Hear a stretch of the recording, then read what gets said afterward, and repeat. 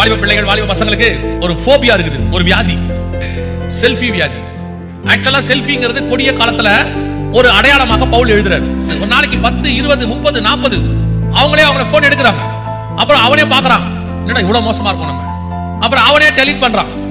அப்புறம் ஃபில்டர் போட்டு எடுக்கிறான், இப்ப கொஞ்சம் நல்லா தெரியுது, இப்ப பாக்குறான். அப்புறம் அவனே டெலீட் பண்றான், இதை விட நல்லா இருக்குதா? சட்டியில இருந்தா தான் அகப்பையில வரும். நம்ம கிட்ட என்ன இருக்கோ அதான வரும்.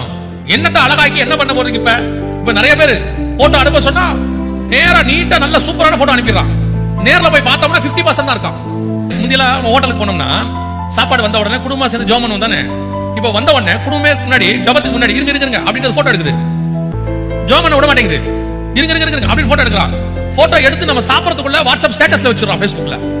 நம்ம சாப்பிட்டு வீட்டுக்கு வரதுக்குள்ள அவர் போன் பண்றாரு இன்னொருத்தர், என்ன எல்லா ரெஸ்டாரண்ட்ல இருக்கீங்க போல அப்படி. எப்படி கண்டுபிடிச்சீங்க? அதுதான் ஊருக்கே வச்சு விட்டுருக்கீங்களா? நம்ம சாப்பிடறது எதுக்கு ஊருக்கு வைப்பானே? இன்னைக்கு உலகம் அப்படிதான் இருக்கு, தத்பிரியம். வாலிப பிள்ளைகள் ரொம்ப கேர்ஃபுல்லா இருங்க. இந்த கடைசி காலத்துல உங்க ஒரு வீடியோவோ ஒரு போட்டோவோ கிடைச்சா போதும், ஆன்லைன்ல என்ன வேணாலும் இப்ப செய்ய முடியும். இன்னைக்கு ஏஐ டெக்னாலஜி உள்ள காலம், என்ன வேணாலும் செய்யலாம். இல்லைங்க அவங்க செய்யறாங்க, அது போய் நம்ம நிரூபிக்கலாம், அதெல்லாம் நடக்கும். அதுக்கப்புறம் போலீஸ்ட்ட போய் நம்ம நிரூபிச்சு அந்த வீடியோவை ரிமூவ் பண்ணி அதெல்லாம் செய்யலாம். ஆனால் வர்றதுக்கு முன்னாடி கேர்ஃபுல்லாக இருக்க வேண்டியது அவசியம். மன உளைச்சலுக்கு ஆளாகி அதை ரிமூவ் பண்ணி பண்றதை விட வராமல் எவ்வளவு முடியுமோ அதை மீறி வருதா, அது கர்த்தர் பார்த்துக் கொள்வார்.